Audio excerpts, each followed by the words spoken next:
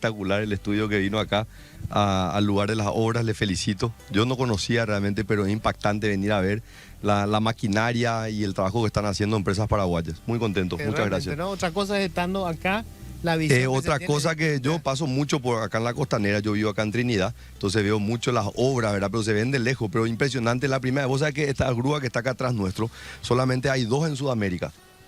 Parece una grúa más, pero solamente hay 2 grúas de este tipo en toda Sudamérica y una es de una empresa paraguaya, así que realmente todas mis felicitaciones para las 2 empresas, Constructora Heiseke y CDD, que están haciendo esta obra magnífica. Bueno, Santi, me gustaría, vamos a hablar sobre todo de propuestas, obviamente si llegaras a ser presidente de la República y vos tenés este rol de que ya fuiste ministro de Hacienda, sos economista, creo que el desafío más grande, gane quien gane, va a ser obviamente económico digamos de manera inmediata. Van a encontrar una economía con un fuerte endeudamiento, con un crecimiento pobrísimo, probablemente recesión este año y el año que viene habría alguna recuperación. Habría que aplicar esta es una frase que se usa a menudo, pero vale, economía de guerra, es decir, en ese primer año de gobierno habría que congelar, por ejemplo, salarios públicos, extremar medidas para la recaudación. ¿Cuál sería el escenario que encontraría un Santi Peña presidente y qué tendría que hacer? Yo, más que una economía de guerra, yo le pondría una economía en reconstrucción. Yo creo que nosotros estamos en una situación de guerra. Este es el peor momento económico que nosotros hemos vivido. Solamente se puede comparar aquel 99, 2000, 2001, 2002 que vivimos post-crisis bancaria hasta el gobierno de Nicanor, el comienzo de Nicanor Duarte Fruto, que se estableció un plan económico. Esto fue parte inclusive respaldado por el famoso acuerdo con el Fondo Monetario, sí, que no solamente tenía elementos macroeconómicos, sino también tenía elementos microeconómicos y sociales.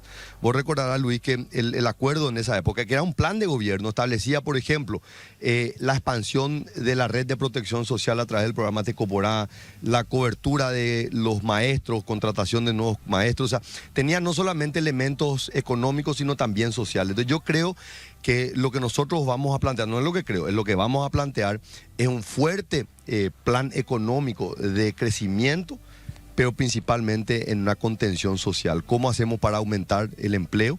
¿Cómo hacemos para estabilizar la canasta básica de alimentos? ¿Verdad? Porque el Estado, obviamente, nosotros no podemos decir que vamos a poner control de precios, totalmente en contra. Pero sí tenemos que entender que hay precios administrados por empresas públicas, que si las empresas públicas son más eficientes, pueden eliminar la volatilidad, que es lo que hoy está ocurriendo, ahora principalmente con el precio del combustible.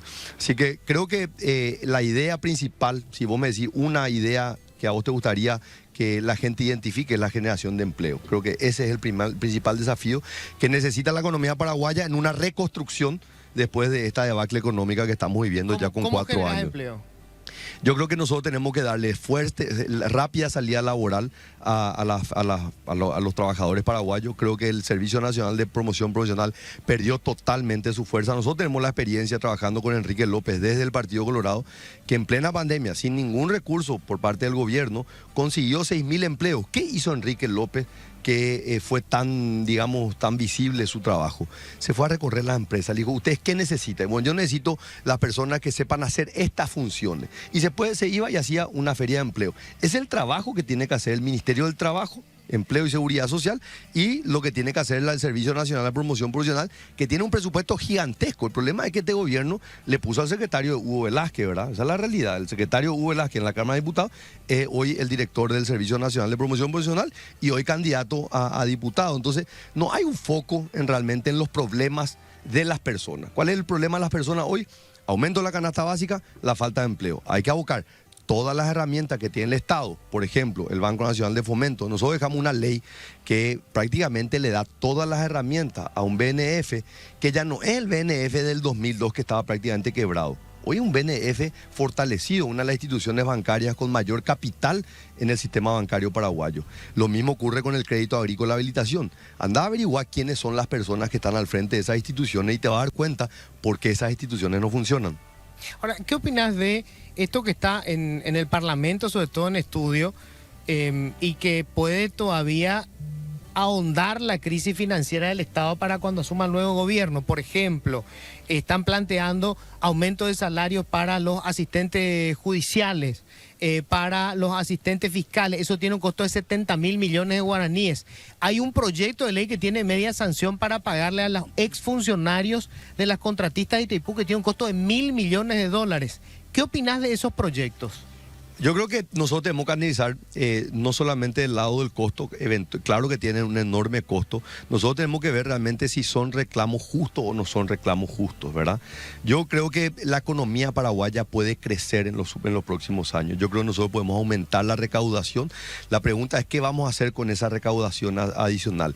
En el caso de los actuarios judiciales, conozco el caso y me he involucrado en entender la problemática que hay y realmente hay una disparidad, hay una injusticia judicial sobre un personal que prácticamente es el que moviliza el proceso judicial dentro de los diferentes juzgados. Entonces hay unas brechas, en algunos casos no es tan grande, en algunas es gigantesca, y lo que busca esta ley es establecer un patrón donde va a haber un porcentaje del salario del juez es lo que gana el actuario. Esto ya hay en otras carreras dentro del servicio civil, así que yo estoy a favor de eso.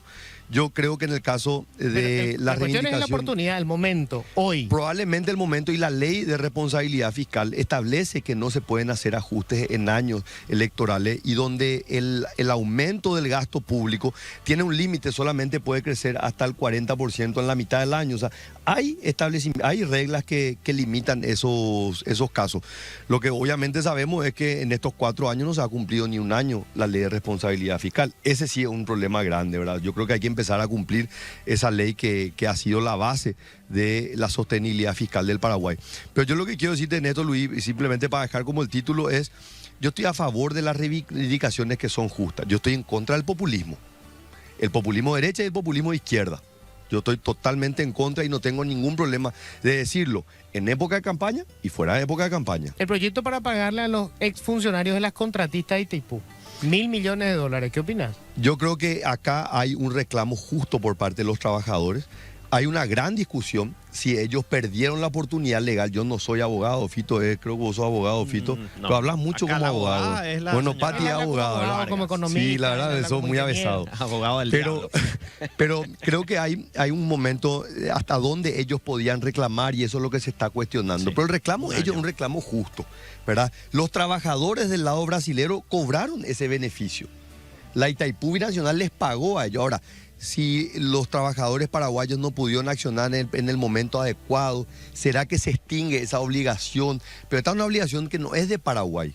Esta es una obligación de la entidad binacional. No es de Paraguay. Esto no debería salir de los recursos. Eso sí, yo estoy totalmente en contra. Esto no es que pues, si Paraguay acepta esto, Paraguay debería dejar de recibir. No, Paraguay no puede dejar de recibir ni un guaraní. Es la entidad la cual debió haber honrado, así como lo hizo en el caso de Brasil. O sea, no está con esta ley, porque esta ley Hacienda va a tener que pagar. Yo estoy a favor de una reivindicación justa, yo estoy en contra de un populismo. Tu antecesor, Santiago, en el Ministerio de Hacienda, Germán Rojas, daba una nota en estos días sobre la necesidad de reformas estructurales y lo planteaba como que hay que hacer estas reformas sin miedo, porque es el momento en el que se tienen que hacer o después ya va a ser tarde. ¿Coincidís con él? ¿Te parece que hay que hacer reformas estructurales? ¿Y cuáles serían? Porque al electorado, principalmente de Colorado, no le gusta mucho hablar de reformas estructurales. Yo creo, primero que nada, estoy a favor, muy a favor, Fito. Ahora, nosotros tenemos que sacarle el miedo de qué implica la reforma, ¿verdad? La reforma no es echar a nadie. Y Germán es un claro ejemplo de eso. En el año 2003, en esta idea de generar cambios importantes, ¿verdad? Y menciono mucho porque yo era un joven economista en el Banco Central que trabajó mucho en estos temas, ¿verdad? De un nivel muy técnico, muy granular. Y Germán fue nombrado presidente del Banco Nacional de Fomento, que de hecho era una condición dentro del acuerdo con el Fondo Monetario la reforma. Es más, se iba a cerrar el Banco Nacional de Fomento. A un costo tremendo, se calculaba cerca de 150 millones de dólares en esa época. Hoy podrían ser, no sé, estamos hablando de 500 millones. Y Germán dijo, no, déjenme, yo voy a solucionar el problema. Y efectivamente lo solucionó. Yo escribí un artículo en un libro que se publicó años después sobre la gran transformación del Banco Nacional de Fomento. hoy es una entidad que tiene una capacidad tremenda, tiene una ley poderosísima que puede ser un gran brazo del desarrollo para las pymes, para las empresas medianas y también para las empresas grandes que necesitan el financiamiento de un banco de desarrollo. Y ese es el rol que tiene que cumplir el Banco Nacional de Fomento. Pero eso no implica que hay que echar gente. Yo creo que el gran problema es muchas veces, vamos a reformar. ¿Y qué implica la reforma para mí, funcionario o trabajador? Yo no quiero perder mi lugar de trabajo. Yo quiero ser parte de la reforma, yo quiero ser parte del cambio. Pasa en salud pública, pasa en educación. Nosotros hablamos de la transformación de la educación. Eso implica que tenemos que echar a todos los maestros. No, tenemos que capacitarle, tenemos que, si un profesor tiene las condiciones para estar en el primero, en el segundo o tercer grado, tiene que estar ahí. No puede estar en el tercero de la media, porque capaz que sus capacidades no están preparadas para ese grado. Santiago, y respecto a tu proyecto político partidaria en sí, ¿verdad? Que en caso de que ganes la presidencia, ¿qué se viene a partir de eso? Porque la interna colorada para mí ahora es una de las más fuertes que vimos en los últimos. Yo no sé si coincido o no, pero me parece muy sangrienta esta interna colorada. Cada interna colorada es sangrienta, pero esta me parece de más. Entonces, ¿cómo solucionás después ese problema? Tenemos siempre, el ser humano tiene memoria corta, siempre el momento es el más intenso. Me pasa lo mismo a mí, Pati. Yo ya estuve en una interna hace 5 años, pero en esto pregunto y pregunto, y me dicen mucha gente dentro del partido, gente con muchos años de experiencia, me dice siempre, cada elección es muy intensa. Lo que sí nos dicen, y esto es una confirmación a esta altura, este es el peor momento en la historia de la dirigencia del Partido Colorado, donde estando en función de gobierno, el gobierno de turno está utilizando la persecución a través de la destitución, a través de coercitivamente obligarle a los funcionarios públicos a ir a actos, donde siempre hubo, yo no iba a decir que nunca hubo, pero este es el peor momento. O sea, todo el mundo confirma que este gobierno, el de Mario Abdo, es el que más está utilizando la estructura gubernativa como una herramienta político-electoral. Eso sí te puedo decir, ¿verdad? ¿Cómo podemos cambiar esto? Y principalmente tenemos que cuidar nuestro lenguaje, ¿verdad? Yo como candidato, obviamente, me duele muchísimo las injusticias, me duele muchísimo la persecución. Habremos hecho algunas también nosotros, estuvimos en función de gobierno hace 5 años, pero hoy tenemos que cuidar nuestro lenguaje y prepararnos ya para un post internas partidarias el 18 de diciembre, donde vamos a tener que unir al Partido Colorado, es lo que manda en democracia. Yo estoy convencido, yo sé que a Luis no le va a gustar lo que voy a decir, ¿verdad? Pero yo creo que el Partido Colorado puede ser un ejemplo a nivel regional y a nivel mundial. Lo que ocurrió en Colombia hace unas semanas atrás, creo que es el reflejo de la pérdida de la estructura partidaria, principalmente en los partidos tradicionales. Y voy a explicar por qué. Un presidente que yo le tengo una enorme admiración, Álvaro Uribe Vélez, que fue presidente en el 2002, fue un presidente muy fuerte. Y él se presentó como una alternativa fuera de los partidos tradicionales, ¿verdad? Él fundó una nueva corriente política y a partir de ese momento prácticamente desaparecieron los partidos políticos en Colombia. Y eso trajo como consecuencia una dispersión de las organizaciones políticas, que es lo que permitió hoy a una persona como Petro, a la cual yo no comparto su visión política, ni su visión ideológica, ni económica, que hoy sea presidente de la República en Colombia. Yo creo que va a tener enormes consecuencias, como tuvo también en el caso de Perú, con la llegada de Castillo, y también en el caso de Chile de Boric, donde hoy ya hay enormes problemas de administración política. Y yo creo que el Partido Colorado, que se está renovando dentro de sí mismo, responde a esa problemática mundial y dice, no, acá necesitamos partidos políticos que puedan agrupar a las individualidades. Entonces, mi planteamiento, un Partido Colorado fuerte, como una estructura fundamental de apoyo político a un gobierno, pero que también pueda ser un partido que esté al servicio de toda la población y de todo el país. ¿Cómo combatimos el contrabando? Buena pregunta, Luis. Un flagelo que tiene décadas, sino siglos, ¿verdad? Por la geografía misma del Paraguay. Pero esto obviamente el gobierno tiene momentos en donde puede desplegar un mayor o un menor control. A nosotros nos tocó en el gobierno pasado tener que luchar con este flagelo. Un flagelo que no solamente tiene consecuencias económicas en la recaudación del fisco, en la generación de empleo, sino también consecuencias sociales, porque le da trabajo a mucha gente en las ciudades ribereñas, ¿verdad? Pero lo enfrentamos. De hecho, el subcomandante de la Armada, en ese entonces, que tenía fuertes vínculos con esa actividad, fue pasado a retiro, ¿verdad? Y este gobierno lo que hizo fue lo reincorporó y lo promovió.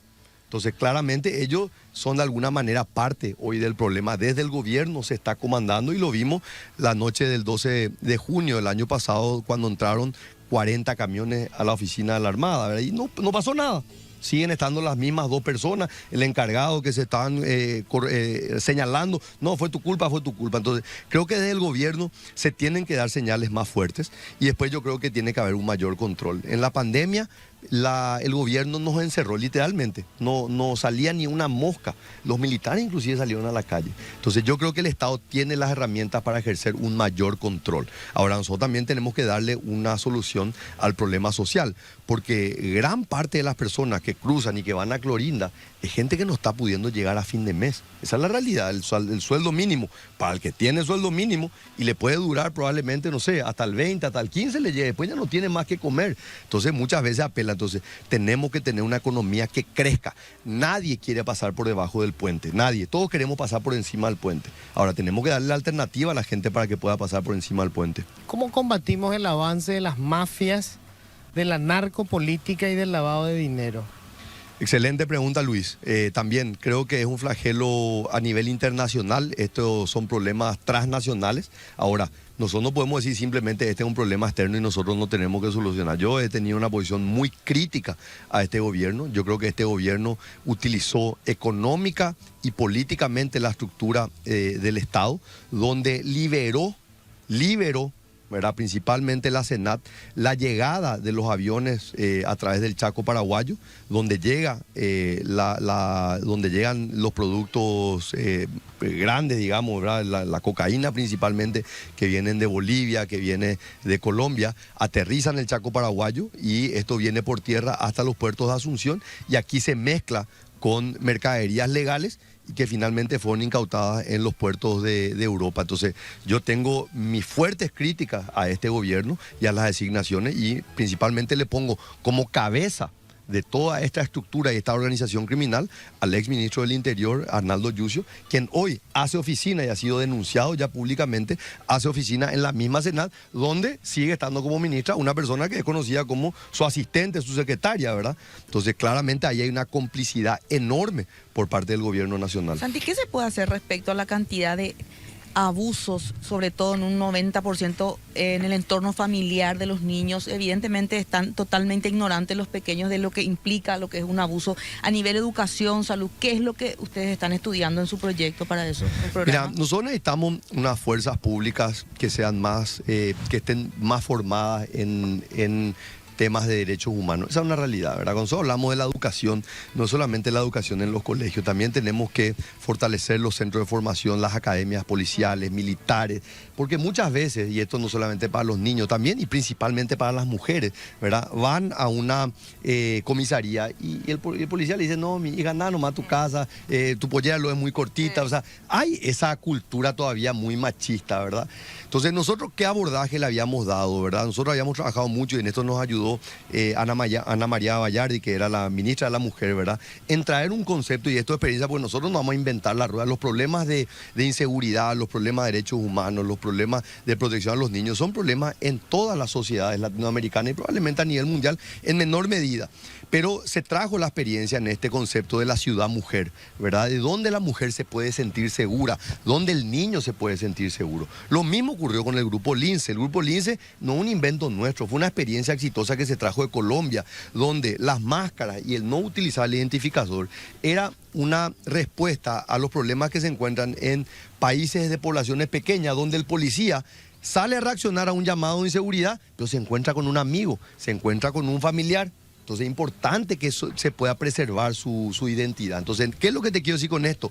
Traigamos experiencias exitosas, utilicemos la ciencia como un elemento que comanda la política pública, no la intuición.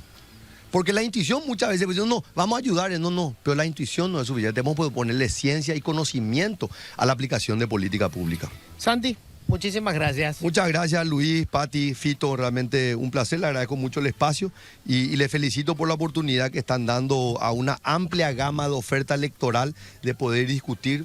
Yo les mencionaba fuera del aire que parecería que falta muchísimo para las elecciones internas, pero creo que el debate, creo que el poder hablar y darle visibilidad a un nuevo sistema electoral a figuras dentro de los partidos tradicionales y fuera de los partidos tradicionales solamente puede ayudar a que el electorado tome mejores decisiones, primero el 18 de diciembre y luego el 30 de abril. Así que mis felicitaciones para ustedes y mi agradecimiento. Gracias.